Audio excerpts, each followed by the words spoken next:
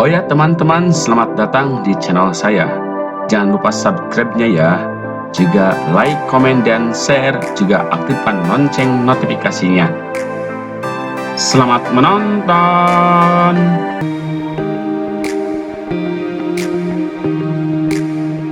Sampurasun. Para wargi sadaya, kumaha daramang? Alhamdulillah atuh pamidaramang mah. Wasta Abi Edelweiss, Abi perwakilan di kelas 11A keperawatan. Dina waktos ieu simkuring bade medarkeun dongeng anu judulna Lalakon Cium Wanara. Wilujeng ngadangukeun.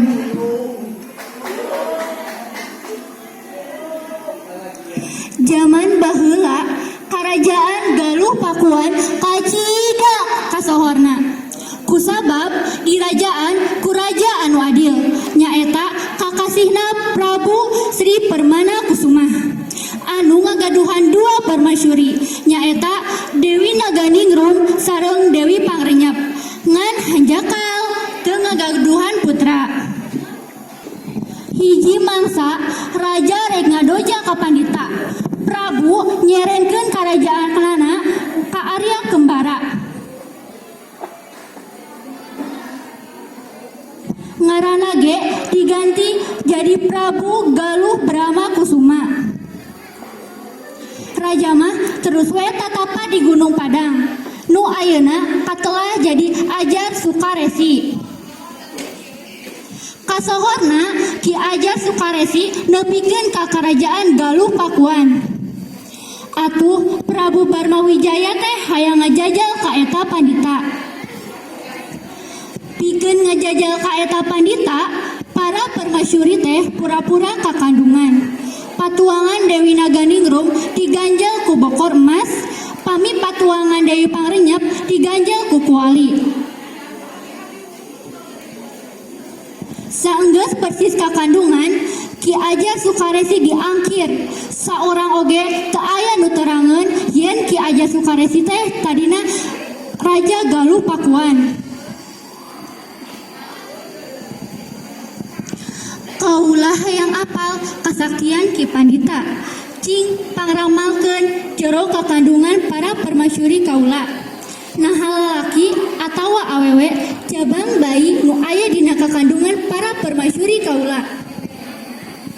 Ampun pangeran, numutkeun kaula mah anu aya dina kakandungan para permasyuri pangeran teh sadaya oge pameget karasep sareng garagah.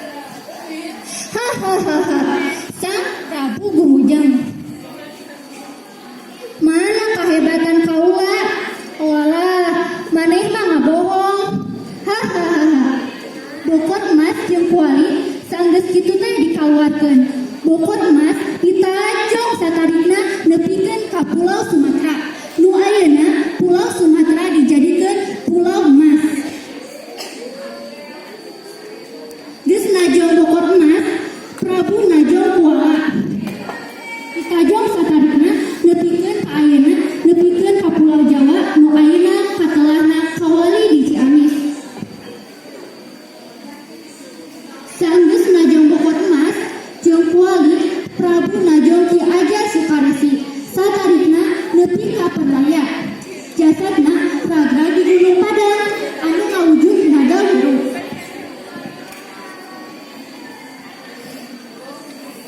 Saenggeus kajadian eta ngadadak aya kajadian aneh nyaeta sadaya para permasyuri Prabu kakandungan bener. Malah Dewi Pangrenyep mah teu oge ngalahirkeun budak lalaki anu kasep pikalucueun jeung dibere ngaran harian banget. Dewi Naganingrum oge saenggeus sataun kakandungan ngalahirkeun anu ditarajianana ku Dewi Pangrenyep.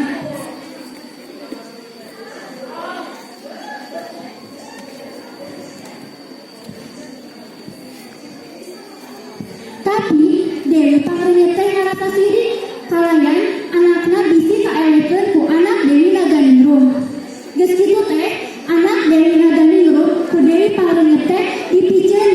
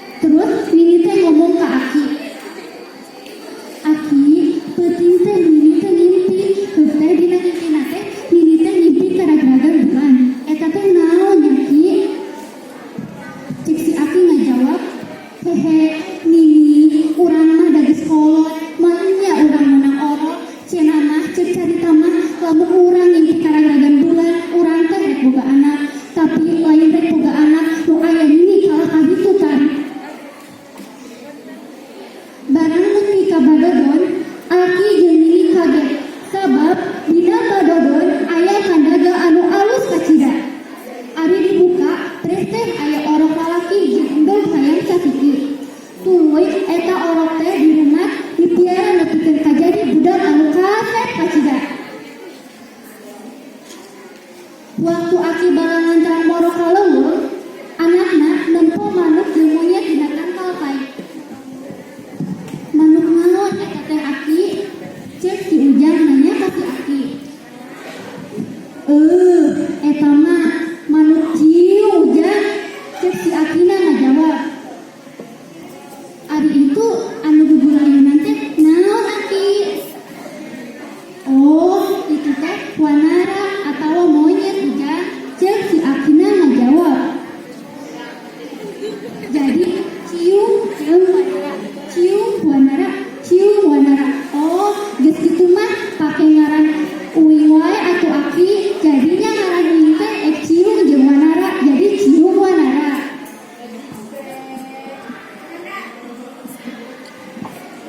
Tanya Ujang alus pisan.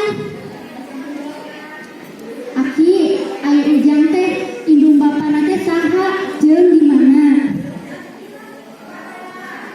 Ujang teh putrana Raja Prabu Pakuan Permana Kusuma. Ibu mah Dewi Naganingrum. Tah, keur ngabuktikeun ieu, endog hayang sasiki bawa ka Gunung Padang. Sina ising leuleman Punaga Wiru. Ceuk aki balangan terang ngajelaskeun ka anakna. Gancang carita, cium wanara ngajunjung ka Gunung Padang. Rek nepungan naga wiru.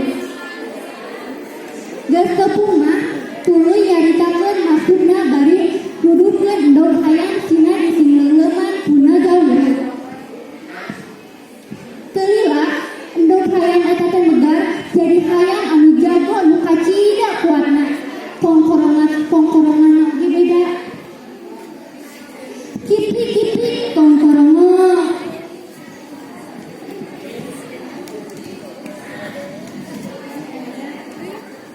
Bapana raja, indungna ratu, dikandung sataun.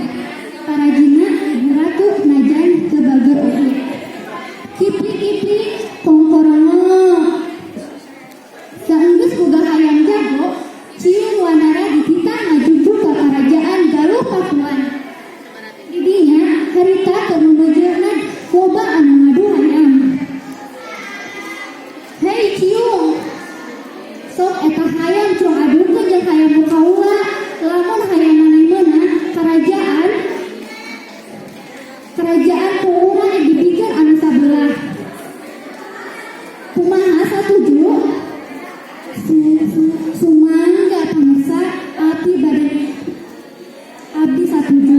Jawab cium wanara. Geus kitu mah gerweh hayam teh diarad. Silih gusun, silih suduk, silih dupak, silih sepak, jeung silih pacok, silih bekok. Dina serangan pamungkas, hayang cium wanara ngabintih jelung. Keuna pisan kana mamarasna. Aku si jelung teh ngajejet teu kaya. Hayang jago Prabu Brahma Kusuma Wijaya keok. Akhirna sang Prabu ngadunan janjina nyaeta mere sabelah karajaan anu belah barat ka cium wanara. Ti harita cium wanara jadi Raja Pakuan belah kulon. Sedangkeun harian bama anakna Dewi Pangrenyep ngarajaan Raja Galuh Pakuan belah wetan. Sakitu anu kapihatur, wabillahi taufiq wal hidayah.